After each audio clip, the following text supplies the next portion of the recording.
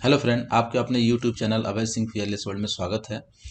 और आज हम लोग स्टार्ट करने जा रहे हैं sample question paper and answer sheet of the निबोस HSW। मैंने इसके पहले HSW के सारे एलिमेंट पे वीडियो बनाए थे, काफ़ी आप लोगों ने लाइक किया। तो आज हम लोग देखेंगे इसके सैम्पल पेपर्स को कैसे सॉल्व करें और किस तरह का क्वेश्चन आता है और कितने क्वेश्चन आते हैं, इसका सारा फॉर्मेट हम लोग यहाँ पे देखेंगे। तो आइए स्टार्ट करते हैं सैम्पल क्वेश्चन पेपर।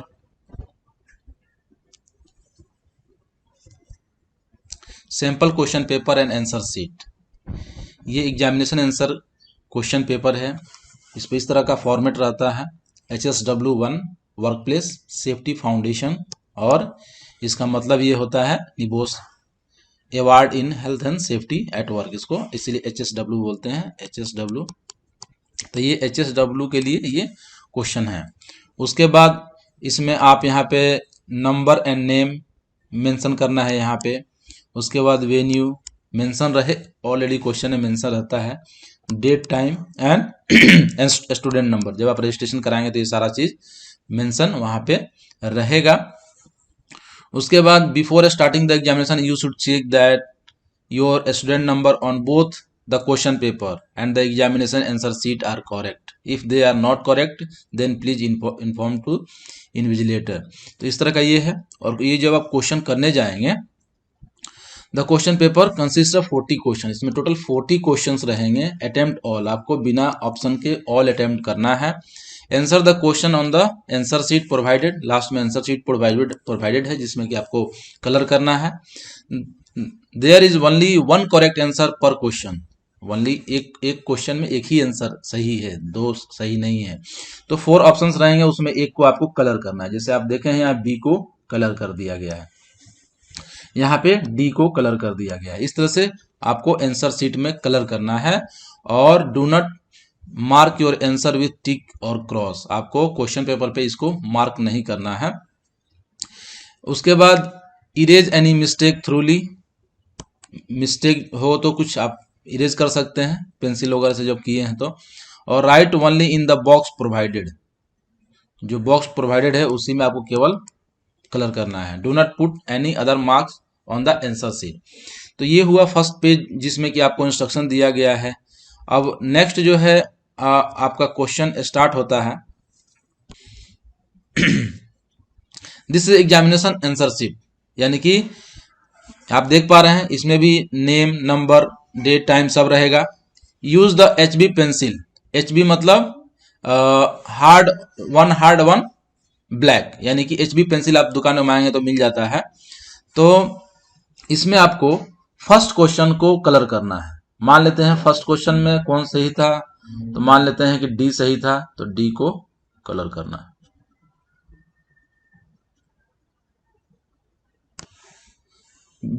सेकेंड में मान लेते हैं सी सही था, सी को कलर करते हैं। इस तरह से करना है। और सारे आप देखेंगे कि यहाँ 40 क्वेश्चन है, तो 40 ऐसे बॉक्स बना के दिया हुआ है। और यहाँ पे invigilator use only absent box, please fill the box completely if the candidate is absent from the examination, do not mark box with the tick और क्रॉस। तो इस तरह से जो है यहाँ पे है। और लास्ट में जो है स्टूडेंट का डिक्लेरेशन रहेगा। और यहाँ पे I have read and understood the examination regulation as currently set up by NIBOS. I agree to bond by this regulator, यहाँ कैंडिडेट का साइन रहेगा। तो इस तरह से जो रहता है। तो आइए क्वेश्चन स्टार्ट करते हैं।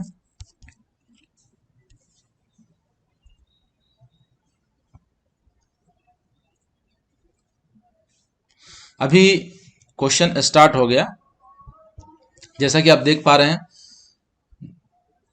The guide to NEBOSH HSW award in health and safety at work July 2016 specification का ये क्वेश्चंस है, जिसमें निबोस ने खुद ये सारे सैंपल क्वेश्चन दिए हैं, जिससे कि आपको काफ़ी आइडिया मिलेगा। आइए देखते हैं पहला क्वेश्चन।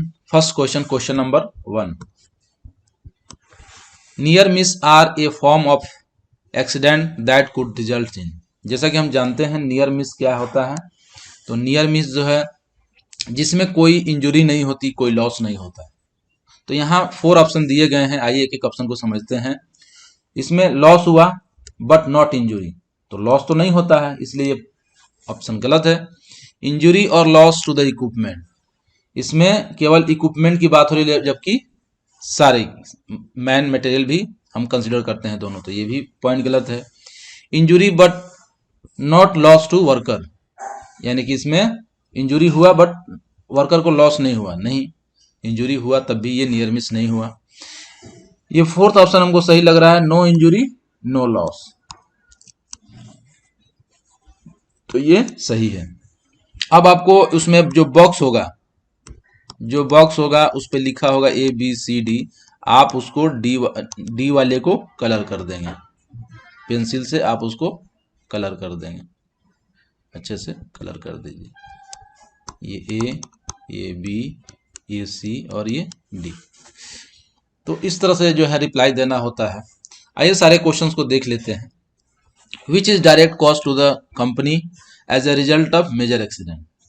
तो डायरेक्ट कॉस्ट क्या होता है, जो हमें तुरंत पे करना होता है, मतलब कि जो कंपनी को डायरेक्ट पे करना होता है, और कुछ इनडायरेक्ट ऐसे हैं जैसे कि लॉस्ट ऑफ इन्वेस्टिगेशन कॉस्ट जो आता है, जो स्टाफ चेंज का कॉस्ट आता है, तो इसमें जो है लॉस्ट प्रोडक्शन ये नहीं होगा, एक्सीडेंट इन्वेस्टिगेशन इनडायरेक्ट हो जाएगा। ये फाइन यहाँ पे अकेला है, ये फाइन और लीगल कॉस्ट जो है ये सही है, यानी कि ये वाला सही है, ये बाकी गलत है। Who is responsible for authorising A company policy statement for health and safety. तो पॉलिसी को ऑथोराइज करने के लिए कौन होता है, तो सबसे टॉप मैनेजमेंट होता है, यानी कि external health and safety consultant, ये गलत है। कंपनी लाइन मैनेजर, ये भी गलत है। कंपनी डायरेक्टर, हाँ डायरेक्टर जो है टॉप में होता है, वही करता है, वर्कर रिप्रेजेंटेटिव नहीं। तो इस तरह से आप जो है वहां पे कलर करना है। यहाँ पे क्वेश्चन पेपर पे मार्क नहीं करना है, मैं कर रहा हूँ आपके हेल्प के लिए, बट क्वेश्चन पेपर में मार्क नहीं करना है आपको, डायरेक्ट वहां जो लास्ट में आंसर शीट है उस पर आपको लिखना है। मैं आपको आंसर शीट भी दिखा दूंगा इसके बाद लास्ट में।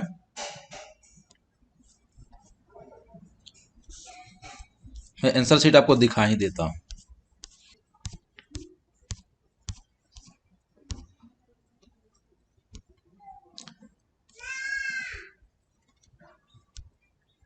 फोर्थ क्वेश्चन है, the content of company health and safety policy include. Health and safety policy में क्या होता है, 3 पार्ट होते हैं उसके, स्टेटमेंट ऑफ इंटेंट, ऑर्गेनाइजिंग और आपका अरेंजमेंट। तो इसमें कहीं इसमें से तीनों कोई है, हाँ है, ये है, तो यानी कि ये सही है। बाकी ऑप्शन सब्स्टिट्यूट, एलिमिनेट, आइसोलेट, ये तो कंट्रोल मेजर का पार्ट है। उसके बाद जो फिफ्थ है, an example of an unsafe condition is. Unsafe condition क्या होता है, जिसमें कोई सिचुएशन के कारण होता है, कोई ऐसा वर्क प्लेस के कारण होता है, यानी कि इसमें किसी मैन की फॉल्ट नहीं होगी, तो नॉट वियरिंग, यानी कि इसमें तो मैन आ जाएगा। वियरिंग फुटवेयर, यानी कि इसमें भी मैन आ रहा है। यूजिंग बेंच ग्राइंडर, ये भी मैन आ रहा है। Telephone cable trailing across the office floor, यानी कि ये जो है आपका इसमें सिचुएशन हो रहा है, यानी कि ये आंसर करेक्ट है। Poor health and safety performance can be indicated by.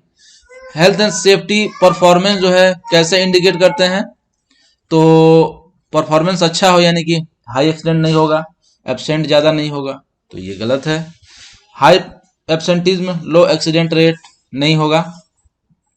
Performance high accident तो ये भी नहीं होगा, हाँ लो एब्सेंटिज्म होगा, और पुअर हाउसकीपिंग है तो ये भी गलत है।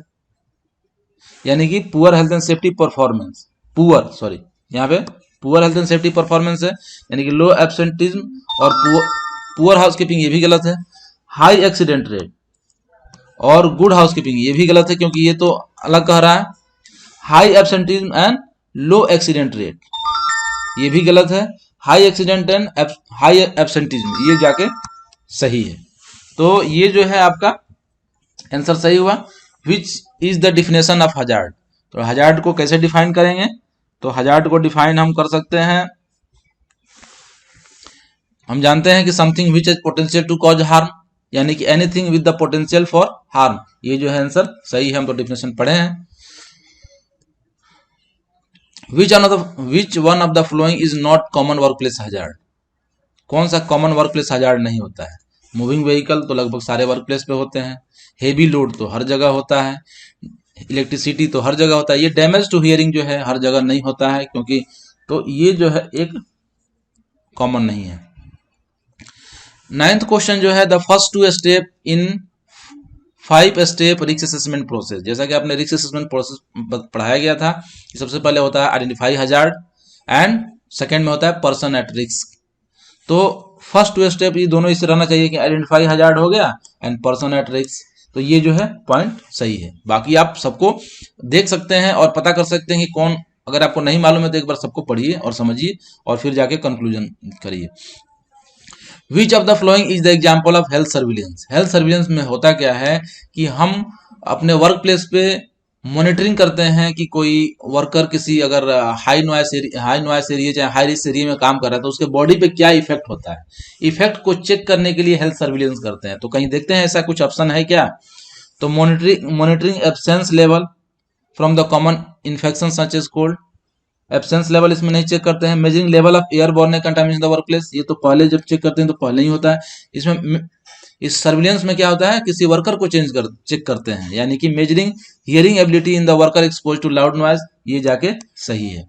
Measuring noise level at the place, ये तो नॉइस लेवल मेजर करते हैं, तो ये सही नहीं है, यानी कि डी जो है इसका करेक्ट आंसर है। Which is the first option to control risk.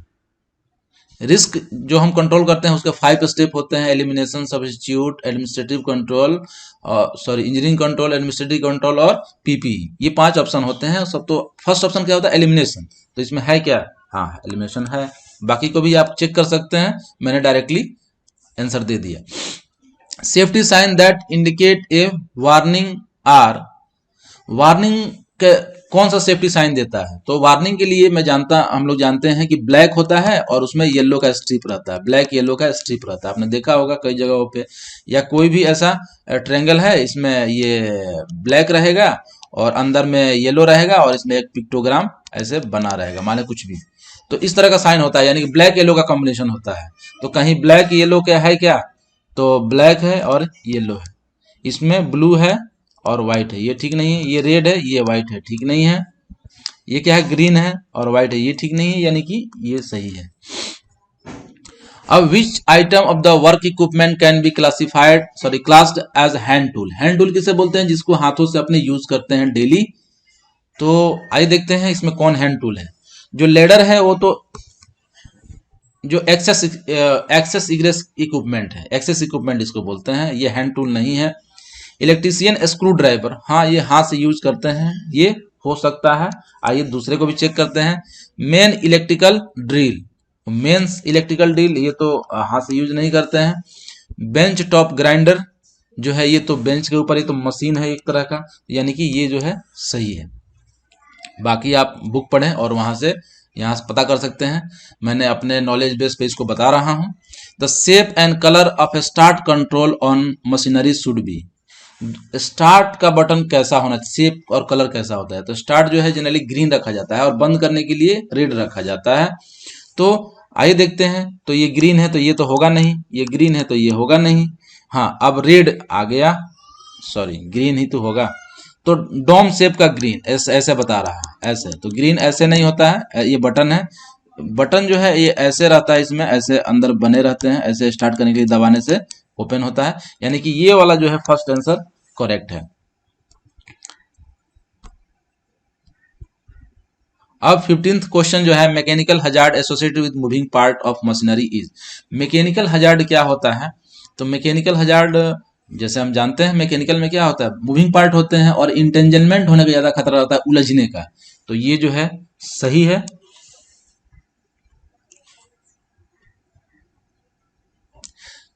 Three hazard which are commonly associated with the use of a bench top grinder. Bench top grinder है जिसको बेंच पे रख के ऐसा एक आता है मशीन, जिसको हम इस पे रख के आदमी खड़ा होकर काम करता है। तो ये बेंच टॉप जो ग्राइंडर है, इसमें क्या खतरा रहता है? तो इसमें तो ये मूव होता है, तो मूविंग तो पार्ट रहेगा, मूविंग मशीनरी है, ये तो होगा, ये तो सब में है, तीनों में। इसमें जब कोई चीज ग्राइंड करेंगे तो फ्लाइंग पार्टिकल्स आएगा ही, फ्लाइंग पार्टिकल्स है। इस जो किस चीज से लेके इसको ग्राइंड करेंगे तो वो मटेरियल फॉल होने का चांस रहेगा, तो फॉलिंग ऑब्जेक्ट होगा, यानी कि सबसे अच्छा हमें फर्स्ट ऑप्शन लग रहा है। नॉइस मशीन अच्छा हो तो नॉइस नहीं होता है ज्यादा, तो ये भी ऑप्शन सही नहीं है। सॉल्वेंट वेपर, ये तो सॉल्वेंट वेपर का उसमें यूज नहीं करते हैं। Falling object, flying particles, noise, noise इसमें भी है, तो ये यानी कि ये पॉइंट करेक्ट है। Which may cause a forklift truck to overturn, जो फॉर्कलिफ्ट ट्रक है जो कि मटेरियल मूवमेंट के लिए यूज कर सकते हैं, उसको ओवरटर्न के लिए क्या जिम्मेदार होता है? तो अगर स्लो ड्राइविंग करेंगे तो ओवरटर्न नहीं होगा। ओवरटर्न का मतलब होता है पलट जाना, तो ओवरटर्न तो नहीं होगा। Driving with the load in raised position, हाँ उठा के लोड लेके जा रहा है तो उस समय ज्यादा गिरने का चांस ज्यादा रहता है, क्योंकि उसका सेंटर ऑफ ग्रेविटी शिफ्ट हो जाता है ऊपर की तरफ। तो ये चीज जो है काफी हमें लगता है अच्छा है। आगे आगे भी चेक करते हैं। ड्राइविंग ऑन फ्लैट सर्फेस, जब फ्लैट सर्फेस चलाएंगे तो ओवरटर्न तो होगा नहीं। The rear indicator lights not working, जब रियर लाइट इंडिकेटर नहीं काम करेगा तो उसको ओवरटर्न से कोई मतलब नहीं है, वो तो किसी को भले ही किसी के ऊपर चढ़ जाए वो हो सकता है, बट ये नहीं होगा। अब 18th क्वेश्चन जो है, how can vehicle and pedestrian be segregated. व्हीकल्स को, और एक व्हीकल जा रहा है और ये पैदल चलने वाले यात्री हैं, तो इनको कैसे सेग्रीगेट करें, अलग कैसे करें? तो अलग करने का क्या ऑप्शन है? बैरियर तो डालेंगे, बैरियर डालने से अलग हो जाएगा। तो बैरियर तो आप देख रहे हैं तीनों में, चारों में कॉमन है, तो बैरियर तो होगा ही होगा।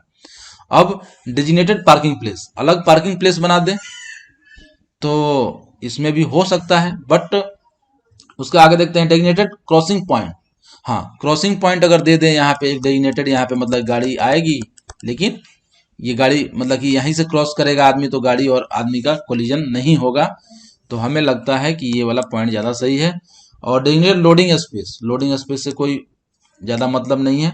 मिरर एट क्रॉसिंग पॉइंट लगा दे तब भी कोई ज़्यादा, लेकिन ये डेजिग्नेटेड जो हम ये करते हैं क्रॉसिंग पॉइंट, इसके चलते जो है हो जाएगा, अलग अलग कर देंगे। Which are the following is not a common effect of electric shock on the body, not a common effect, common effect नहीं है जो हमेशा पड़ता है। तो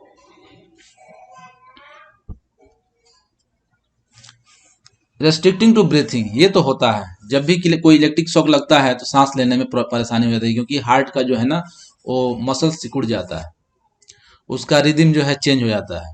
तो ये तो है इसमें, तो ये तो नहीं होगा। इनएबिलिटी टू लेट गो, हाँ जब भी बिजली किसी को झटका लगता है तो पकड़ लेता है किसी को भी, तो ये भी हो सकता है, ये तो कॉमन है, होता है। लॉस ऑफ आई साइट, मतलब कि आंख से दिखाई नहीं देता है, ऐसा बिजली के झटके में नहीं होता है, तो हमें लगता है ये वाला सही है। Change to the normal heart rhythm, heart rhythm को चेंज कर देता है, धड़कन बढ़ा देता है, घटा देगा, या उसका रिदम चेंज हो जाएगा, तो ये जो है पॉइंट सही है, यही कॉमन इफेक्ट नहीं है। Which of the following is a secondary effect associated with the use of electricity, तो दो तरह का इफेक्ट होता है इलेक्ट्रिसिटी का, primary effect and secondary effect. तो सेकेंडरी इफेक्ट क्या होता है? सेकेंडरी इफेक्ट जो होता है, जैसे हम बिजली का झटका लगा तो बिजली से हम तो नहीं, हमें कुछ चोट लगा, बट उसके झटके से हम गिर गए, तो ये सेकेंडरी इफेक्ट, यानी कि ये तो नहीं होगा, ये नहीं होगा, कार्डियक अरेस्ट नहीं होगा, ये जो है होगा, यानी कि ये ही सही है। Falling from a height. अब आइए 21 देखते हैं। Which of the following is not a factor to consider when deciding the frequency of inspection and testing of a piece of electrical equipment, जब भी इलेक्ट्रिकल इक्विपमेंट को टेस्ट करने से उसकी फ्रीक्वेंसी कैसे सेट करते हैं, तो ज़्यादा पुराना हुआ तो हम लोग उसको ज़्यादा जल्दी जल्दी चेक करते हैं, तो ये जो है इसमें नॉट कह रहा है, इसलिए ये नहीं होगा। वर्किंग इन्वायरमेंट, हाँ अगर वहाँ पे बहुत पानी है, मॉइस्चर है, डैम कंडीशन है, हजार्डस एरिया है, तो वहाँ बार बार चेक करते हैं, तो ये भी पॉइंट नहीं होगा। लॉस ऑफ अर्थ कनेक्शन, तो ये जो है नहीं लग रहा है कि इस पे कुछ डिपेंड करता है। ड्यूरेशन ऑफ यूज, हाँ ज़्यादा यूज कर रहे हैं तो उसको ज़्यादा बार चेक करेंगे, तो ये एक जो है और लग रहा है, यानी कि ये सही है। Which part of the desk lamp is protective measure, protective measure जो है किस लैम्प को कौन सा पार्ट होता है? प्रोटेक्टिव में क्या होता है? जो उसको प्रोटेक्ट करता है, तो स्विच उसको प्रोटेक्ट तो करता नहीं है, केबल नहीं, बल्ब नहीं, फ्यूज उसको प्रोटेक्ट करता है, ज्यादा ओवर वोल्टेज आएगा तो फ्यूज उड़ जाएगा, तो ये गलत है और ये बी सही है। Which combination is required to start a fire, तो फायर लगने के लिए फायर ट्रायंगल की आवश्यकता है, यानी कि फ्यूल चाहिए, सोर्स ऑफ इग्निशन चाहिए, और क्या चाहिए? ऑक्सीजन चाहिए। तो ये देखते हैं किसी में है, तो इग्निशन सोर्स तो इसमें है, फ्यूल भी है, ऑक्सीजन है, यानी कि ये तो पॉइंट सही लग रहा है। आइए आगे चेक करते हैं। इग्निशन सोर्स है, फ्लेम है, इसमें फ्लेम है, जबकि ये दोनों सेम है, यानी कि ये नहीं होगा। इग्निशन सोर्स है, फ्यूल है, नाइट्रोजन, नाइट्रोजन किसमें नहीं लगेगा। इग्निशन सोर्स है, हीट है और ऑक्सीजन है, ये दोनों सेम है, यानी कि ये भी गलत, फ्यूल की बात नहीं। तो इस तरह से हम कंक्लूड करेंगे कि कौन सही है। Which is fuel in class A, class ए में कौन सा फ्यूल होता है, तो क्लास ए में होता है जो सॉलिड है, यानी कि वुड है, चारकोल है, इस तरह का कुछ है, तो पेपर वगैरह है। तो इसमें कौन सा है, ये तो लिक्विड की बात कर रहा है, ये नहीं होगा। गैस की बात कर रहा है, ये मेटल की बात कर रहा है, तो ये तीनों नहीं, और ये सही जिसमें सॉलिड की बात कर रहा है। Next question is issues that should be considered in fire risk assessment include. Fire risk assessment में क्या करते हैं, तो फायर रिस्क असेसमेंट हम क्या करते हैं, वही तीनों जो है फाइंड आउट करेंगे, यानी कि जो ट्रायंगल है, यानी कि presence of source of ignition, हाँ ये सोर्स ऑफ इग्निशन चेक करेंगे। Group of people at the risk, हाँ ये ठीक है। The ability of heat resistant person, लेकिन ये इसमें the ability heat resistance personal protective equipment, इसको चेक करने की आवश्यकता नहीं है, तो ये पॉइंट गलत है। The presence of source of ignition, ये सही है। The presence of combustible material, ये भी सही है। ये फर्स्ट एड की बात कर रहा है, ये नहीं करते हैं रिस्क असेसमेंट में। The presence of combustible material, ये सही है। Presence of source of ignition सही है। The group of people at the risk, ये तीनों सही है, यानी कि ये सही लग रहा है। आगे नेक्स्ट चेक करते हैं। प्रेजेंस ऑफ कम्बस्टेबल मटेरियल, ये सही है। Group of people at the risk, ये सही है। ये फर्स्ट एड, ये सही नहीं है, यानी कि ये नहीं होगा, यानी कि सी सही होगा इसका। Which is the control measures to minimize the risk of fire in the work place. तो अगर फायर का रिस्क मिनिमाइज करना है तो कैसे मिनिमाइज करेंगे रिस्क को, तो reduce the use of flammable, reduce करना है, यहाँ पे देखना आप लिखा है मिनिमाइज करना है, हटाना नहीं है। तो हम जो भी फ्लेमेबल मटेरियल उसको कम रखें तो ज़्यादा सही है, तो रिड्यूस कर दें, तो ये हमें सही लग रहा है। Increase the amount of work, तो वर्क से कोई मतलब नहीं है। Reduce the number of person, person से इसको कोई मतलब नहीं है। Reduce the level of lighting, lighting से कोई मतलब नहीं है, यानी कि ये सही है। The role of fire marshal is, fire marshal का क्या रोल होता है, तो maintain fire extinguisher and working correctly, तो केवल फायर एक्सटिंग्विशर और वर्किंग करेक्टली ही नहीं होता है, तो ये हमें लगता है कि उतना सही नहीं है। ये तो काम का हिस्सा है, बट ये पूरी तरह से सही नहीं है, और एक ही जो सबसे सही है उसी को चुनना है। Carry out fire risk assessment, risk assessment तो करना है, ये तो ज़्यादा अच्छा है। Assist in evacuation of the building, तो बिल्डिंग को इवैक्यूएशन में जो है करवाना है, ये भी सही है, लेकिन पूरी तरह सही नहीं है। मेंटेन फायर डायरेक्टर एनएलआर, ये भी सही है, लेकिन ये पार्ट है। सबसे अच्छा है carry out fire risk assessment, और रिस्क असेसमेंट जब हम करते हैं तो उसमें केवल ये सारे पॉइंट इंक्लूड हो जाते हैं, ये सब इंक्लूड हो जाते हैं, यानी कि पीपल को भी आइडेंटिफाई करना है, कंट्रोल मेजर को इम्प्लीमेंट भी करवाना है, तो ये सारी चीज उसमें, तो ये एक बड़ा बड़ा टर्म है, ये भी सही है, लेकिन ये उसका पार्ट है काम का, न कि ये पूरी तरह से। तो ये रिस्क असेसमेंट करता रहेगा, उसमें सारा चीज आएगा, इम्प्लीमेंट करना सारा चीज आ जाएगा। What does WRULD rule stand for, तो रूल स्टैंड फॉर होता है, जैसा कि आप देख पा रहे हैं इसमें सबका एक ही तरह दिया है, लेकिन इसका मतलब ये होता है, हम लोगों ने पढ़ा था, work related upper limb disorder. तो ऐसा कोई है क्या, हाँ डिसऑर्डर तो इसमें है, अपर लिम्ब वर्क रिलेटेड, ये सही है, यानी कि बाकी से में कहीं ना कहीं कंफ्यूजन है, ये सही है, तो बिना ज़्यादा दिमाग लगाए हम इसको सही कर देंगे। अब जो है नेक्स्ट है, sorry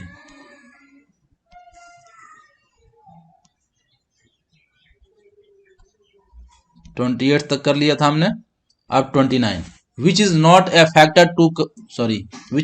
factor to be considered when assessing the load during manual handling. तो मैनुअल जब हम हैंडलिंग करते हैं तो उसमें हमें उसका shape, size, centre of gravity, ये सब चेक करना पड़ता है। तो इसमें कौन सा ऑड है, तो साइज तो चेक करेंगे, वेट चेक करेंगे, सीजी भी चेक करते हैं, बट एक लाइटिंग ऑड आ रहा है, यानी कि ये सही है, ठीक है ना, सॉरी ये बाकी गलत है, ये नॉट कह रहा है, इसके लिए ये सही है। 30 नंबर क्वेश्चन जो है, how should a person stand when lifting a load. तो जब लिफ्टिंग लोड करते हैं तो सिर्फ लिफ्टिंग टेक्निक में ये कहता है कि बैठना है, नी को बेंड करना है, घुटने को बेंड करना है, तो कहीं नी है, नी बेंड यहाँ पे है, और नी बेंड यहाँ पे है, तो अब फिट टुगेदर, दोनों फिट टुगेदर नहीं, फिट स्लाइटली अपार्ट रखते हैं, ये दूर रखते हैं, यानी कि ये वाला पॉइंट सही है। Good practice in manual handling is to, manual जो हैंडलिंग करते हैं उसमें गुड प्रैक्टिस क्या होता है, तो ये पॉइंट दिया है, इसको फिल इन ब्लैंक्स करता है कि एसेस द लोड, सबसे पहले लोड कितना वेट है ये चेक करते हैं। लिफ्ट द लोड, साथ में उसके बाद लोड को लिफ्ट करते हैं, कैसे, तो भरना है, तो स्मूथली करते हैं, ये हमें पता है, शार्पली सडनली ये सब नहीं करते हैं। What form of airborne substance is produced from an open container of petrol, तो जो ओपन पेट्रोल का अगर आप डब्बा रख दीजिएगा तो उसमें से वेपर निकलता है, तो हमें लगता है ये वेपर ही ज्यादा सही है, उसमें डस्ट निकलेगा नहीं, गैस नहीं, मिस्ट नहीं बनाता है, मिस्ट में क्या होता है ना, ड्रॉपलेट भी उसमें रहता है, तो वेपर में ऐसा नहीं होता है, इसमें ये आप देखेंगे वो उसमें ड्रॉप नहीं, ये धुआं धुआं नहीं बनाएगा, ये ऐसे डायरेक्ट वेपर बना देता है। अब नेक्स्ट जो क्वेश्चन है वो है when considering hazardous substances which of the following would be properly classified as a biological agent और सबस्टांस, जैसा कि आप देख रहे हैं बायोलॉजिकल एजेंट और सबस्टांस, बायोलॉजिकल एजेंट में क्या होता है, जैसे फंगस, बैक्टीरिया, ये सारी चीज जो है, तो आप इसमें क्लियरली इसको कर सकते हैं। Which is the best source of information on hazardous substance, कोई भी हजार्डस सबस्टांस हो, the best source of information हमारे अनुसार होता है MSDS,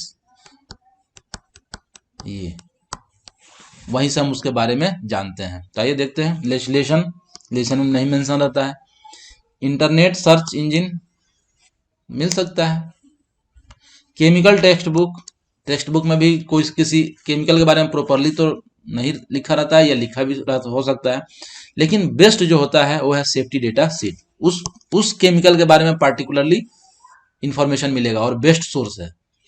बाकी बुक इस सब चीजों में भी मिलेगा, ऐसा नहीं कि नहीं मिलेगा, but best source of information जो है आपको ये वाला है। उसके बाद जो है many cleaning products are irritant, जो हम क्लीन करते हैं फ्लोर वगैरह वो इरिटेंट होता है, तो what is the best method of reducing the risk to cleaners, तो यहाँ रिड्यूस की बात हो रहा है, एलिमिनेशन की बात नहीं हो रहा है, रिड्यूस की बात हो रही है। तो यहाँ पे क्या होगा, तो रिड्यूस करने के लिए वियर ग्लव्स, ये नहीं होता है कंट्रोल में, वियर ग्लव्स एंड एप्रोन, ये तो PPE लास्ट हो गया। रिड्यूस करने के लिए यूज लेस हार्मफुल प्रोडक्ट, यानी ज्यादा हार्मफुल था अब लेस हार्मफुल हो गया, तो हमें लगता है कि ये ज्यादा बेस्ट ऑप्शन है। और ensure that the workplace is well ventilated, well ventilated भी सही है, लेकिन सबसे बेस्ट आंसर ये है। विच list include only common welfare requirement, common welfare requirement, welfare में जानते हैं हम, जैसे कि drinking water, sanitary, hand wash, ये सारे चीज रहते हैं। तो आइए देखते हैं, ड्रिंकिंग वाटर तो सब में है, ये रनिंग वाटर ये तो नहीं होगा। वॉशिंग फैसिलिटी, वॉशिंग मशीन इसमें है, तो ये वॉशिंग मशीन तो सही नहीं है, वॉशिंग मशीन नहीं आता, तो ये वाला पॉइंट देखते हैं। वॉशिंग फैसिलिटी ये सही है, और सैनिटरी कन्वीनियंसेस, ये जो है, ये तीनों पॉइंट जो है सही लग रहा है, हमें लगता है ये वाला उत्तर सही है। विच स्टेटमेंट इज इनकरेक्ट, आइए देखते हैं। The floor of the traffic route must be drained, ये भी थोड़ा बहुत सही लग रहा है। The floor of traffic route must be not slippery, हाँ ये सही है, स्लिपरी नहीं होना चाहिए। The floor of traffic route must not be create a risk to the person, ये भी सही है, रिस्क नहीं होना चाहिए उसमें। The floor of the traffic route must be painted to show the direction of travel, हाँ ये भी ठीक है, डायरेक्शन ऑफ ट्रेवल के लिए सही है। तो हमें लगता है ये वाला थोड़ा सा मिसमैच हो रहा है, ड्रेन करना, इसमें स्लिपरी तो दे ही दिया है, इसमें ये ज्यादा बेस्ट है, तो ये वाला इनकरेक्ट, ये मतलब ये वाला सही है। और उसके बाद जो है 3 factors likely to increase the risk of individual stress at work are, stress कम करने के लिए क्या करना चाहिए, सॉरी इंक्रीज स्ट्रेस है, कौन सा ऐसा चीज है स्ट्रेस को इंक्रीज करता है, तो स्ट्रेस इंक्रीज करने के लिए एक्सेसिव वर्क डिमांड, ये पॉइंट सही है। लैक ऑफ इंडिविजुअल कंट्रोल, ये भी सही है। Difficult relationship with the other colleague, हाँ ये भी सही है, तो ये पॉइंट सही लग रहा है। आगे देखते हैं, एक्सेसिव वर्क डिमांड, तो ये तो हम सही है। High degree of individual control, नहीं कंट्रोल रहेगा तो फिर क्यों होगा, तो ये पॉइंट ऐसे ही गलत हो गया। एक्सेसिव वर्क डिमांड, ये stable organisation chart structure, stable रहेगा तभी नहीं होगा, ये गलत है। Lack of individual control, difficult relation, lack of individual control, ये भी सही है। इंडिविजुअल कंट्रोल ये भी ठीक विद द कॉलीग एंड, लेकिन इसमें 3 पॉइंट नहीं हो रहा है, इसलिए इसमें 3 पॉइंट कर रहा है, मतलब ये जो है सही है। Which of the following can be caused by whole body vibration, whole body vibration मतलब पूरे बॉडी को वाइब्रेट होने से क्या प्रॉब्लम होता है, तो केवल हैंड वाइब्रेशन में जो है ना पेन होता है हाथ में, यानी कि नंबनेस इन द फिंगर होता है, लेकिन lack of pain, sorry low back pain, ये भी उतना सही नहीं लग रहा है। लॉस ऑफ ग्रिप स्ट्रेंथ, ये हैंड वाइब्रेशन में होता है। Poor circulation of the body, हाँ ये सही है। नंबनेस ये उसमें वाइब्रेशन होता है हैंड में। विच is not normally part of first adder duty, first adder क्या नहीं करता है, अप्लाइंग आई वॉश देता है।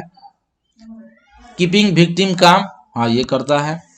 गिविंग आउट हेडेक पिल, गोली नहीं देता है, पिल्स मतलब गोली, कोई दवा मेडिसिन नहीं देता है, मतलब कि खासकर कोई गोली नहीं देता है। प्लास्टरिंग ओपन ऑन्स, ये तो प्लास्टरिंग करेगा, यानी कि ये एक ऑड है, तो ये जो है सही है। तो हम लोगों ने इंड टेस्ट जो है इंड हो गया, और हम लोगों ने 40 क्वेश्चन किया, और आपको जो जो मैंने टिक किया उसमें यहाँ पे आपको कलर करना है। मेरे पास मैं कलर नहीं कर रहा हूँ, आपको इसमें कलर करना है, और कलर करने के बाद इसको आपको वापस कर देना है। तो ये जो है आपका क्वेश्चन पेपर कंप्लीट हो गया, और ऑल मैंने 40 जो सैम्पल क्वेश्चन है मैंने कराए। आई होप आप काफ़ी इसको पसंद किए होंगे, और अगर आप हमारे चैनल पर नए हैं तो सब्सक्राइब करें, बेल आइकन को ज़रूर दबा लें ताकि आपको नोटिफिकेशन मिलेगा। और आपको इसकी मैं भी निबोस और HSW से रिलेटेड, सेफ्टी से रिलेटेड बहुत सारे वीडियो बनाते रहता हूँ, उसका नोटिफिकेशन आपको मिलता रहेगा। Thanks for watching.